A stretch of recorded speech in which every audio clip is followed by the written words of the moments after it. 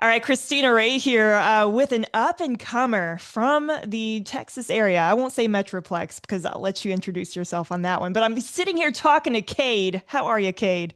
I'm excellent. It's been a beautiful day today. It's been sunny, hot, been soaking a lot of that in. But It's yeah, I'm excellent. How are you?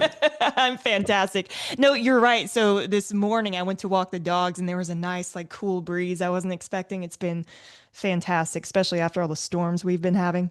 Oh, I know it. I know it. Uh, anyway, Kate, you've got a single out, and I'm so excited to talk about it and listen to it. I'm gonna get to that in a second, but like I just said, you are basically born and raised in Texas, so I want you to just give your backstory and how you even got into the music business.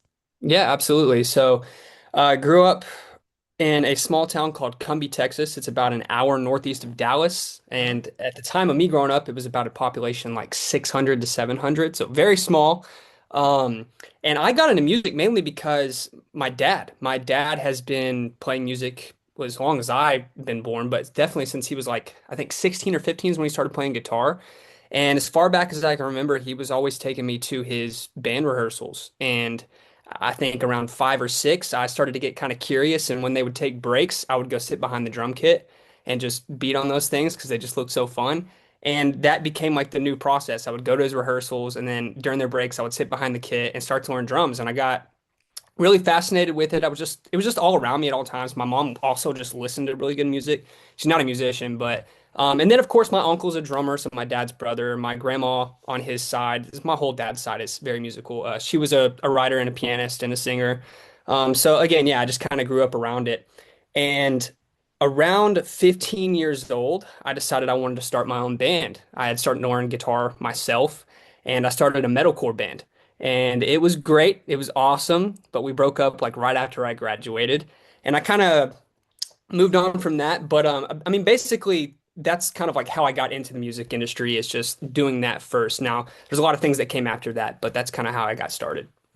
Okay, obviously metalcore right up my alley. Mhm. So the drums kind of just came to you then? You didn't have any certain influences? You were like, this, the drumming is where I'm going to start. That's the instrument I'm starting on.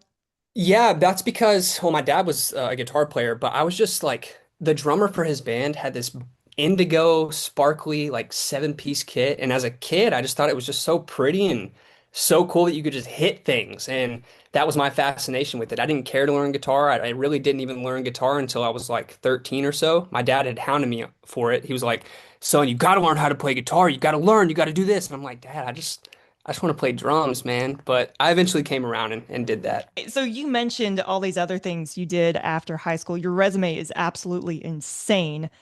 Speaking of, how old are you, by the way? I just turned 31. Oh my God. Okay. Okay. You're only 31, but you've literally done it all. Like, okay, so starting on drums, you learned guitar, but I see that you've produced things too. So Mhm. you have a studio at home. Like, how are you producing these things? How did you get into that? Yeah, I've got this studio here at my house. That's what I'm sitting in right now. That metal core band that I talked about, we went to record our first EP with a friend of mine now. His name's John Mitchell.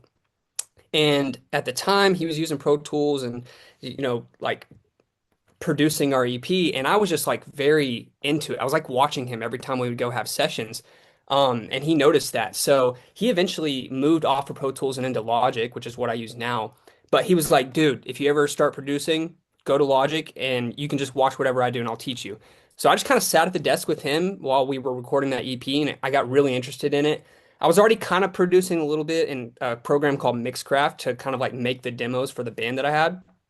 Um, but I wasn't like serious about like trying to record or anything. I just wanted to make those demos. But yeah, I watched him do it and I finally was like, you know what? It would just be a lot easier if I learned how to do all this stuff instead of having to pay for it because it's just a lot cheaper and I like to learn as many things as possible. So So another notch on your belt is you've been on tour. You went on tour with Pecos and the Rooftops.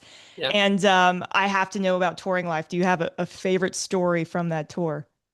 Yeah, I mean, I don't know if it's a favorite. I mean, there was just a lot of wild times on tour, on the road. It gets kind of crazy. But I remember we played someplace in Arkansas. It was like some wagon races. I don't know how to explain it, but we Okay. played on this like there were so many people, and we played on this like porch of this old rinkety like cabin looking thing. It was weird, but we did this after they did their whole carriage horse races down in this huge ass pit. And I don't like after this, they're like, hey, after the show, y'all want to come to the Boulder? And we're like, or the Buffalo, I think is what it was called, the Buffalo. And we're like, we don't have a clue what that is. Like every year after the horse races, we go to the Buffalo. Y'all gotta be there. And we're like, okay. So we get done packing up at like 1 a.m. and we go to the Buffalo. And I kid you not, it's 1 in the morning, and we're just in this gigantic pasture, and there's a gigantic boulder rock in the middle of this pasture with a statue of a buffalo on top of it. And there are at least 1,000 horses just in a circle with people on them, and there's like side by sides and people like jamming music, and then there's like horseback riding around the whole perimeter into the ponds, and it was like in the middle of the night, and people are partying around this Buffalo and going crazy. It was just Around a a very buffalo. different experience, a very Arkansas experience maybe, but Yeah. that's definitely yeah, that's one of If them. man, if you were on any type of hallucinogenic, it'd be like, I'm not sure what is actually I don't happening know if I here. would have made it. That's insane. Okay. So after touring life, is that kind of when you sat down and you started doing your own thing again? Again, yes. I had already been doing my own thing prior to joining Pecos. I actually was living in Atlanta, Georgia. I was producing for an artist that was on Epic Records, and it ended up just not being for me. And I moved back to Texas, and I actually got a call literally like the day after I moved back from the guy who was producing their Red Eye EP. And he brought me in to produce the vocals and the whole project, this whole story, but it ended up getting pushed to me, and I ended up producing that whole project, as well as this damn song. That's what that is back there. But like I did that. I made some connections with them. They ended up firing their drummer, and then I saw an ad on Instagram while I'm working at Sherwin-Williams one day. And I'm like, you know what? I'll do it. So I hit him up, and he was like, their guitar player called me while he was in the shower, like legitimately in the shower, and I'm at work. He's like, dude, will you really do it? I'm like, yeah, I mean, Yeah. I'll do it. He's like, dude, I'm gonna call the boys right now and get you down here. I was like, okay. So I went and did rehearsals with them, and they ended up matching, at least at the time when we first started, they matched what I was making at Sherwin-Williams and allowed me to quit my job. So I was focused on my music, but they pulled me out of my job and allowed me to tour full time. So that kind of became my focus. And I lost a little bit of my focus on my solo stuff, but once I left the band, that was the reason, is because I needed to focus back on Cade.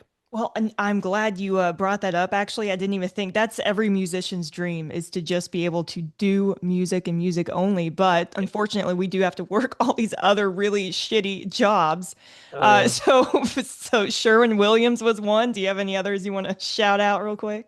You know what? Like, thankfully, I say thankfully, but for me in my situation, I've only had two like actual formal jobs, and that was Sherwin-Williams in 2020, and there was a place. It's not like a chain dollar store, but it was called Dollar Store More in my hometown, Cumbie, Texas, and that was when I was 16. So that was like what, 15 years ago.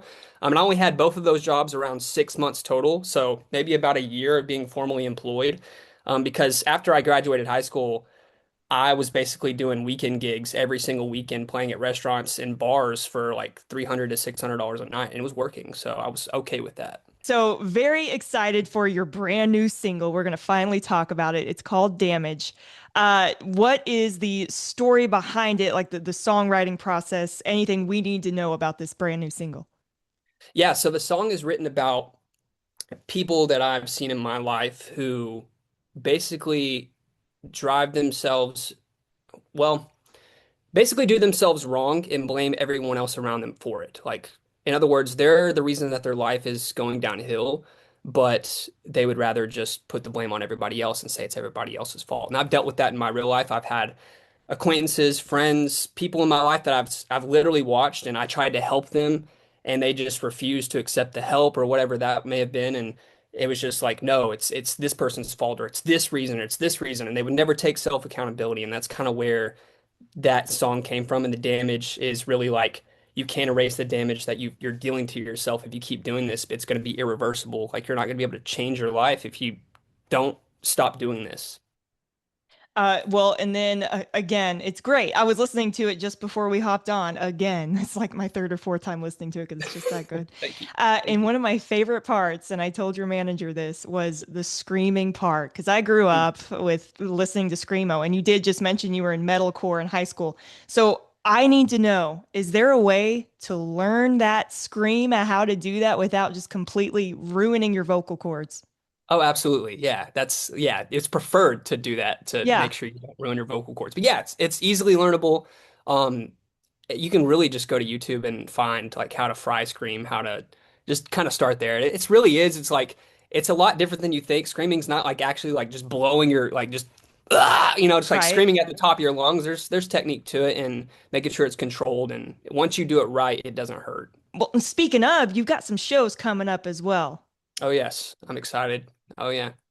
June 18th through June 20th. So it's a short run. Yeah. But these are the first shows that I've done in 2.5 years. That was the last time I stepped on stage, which that was Fort Worth Music Fest in 2024, I believe. Okay. Um, and this time, yeah, it's with Woe Is Me and Jamie's Elsewhere, two bands that I grew up on. So I'm just like over the moon about it because being able to share the stage with these dudes and I'm like a support act and it's just, yeah, I'm so excited. I couldn't be more stoked. I really couldn't. Well, again, Kate, I'm super excited for you. I cannot wait for everyone to hear this single, by the way, Damage on all streaming platforms.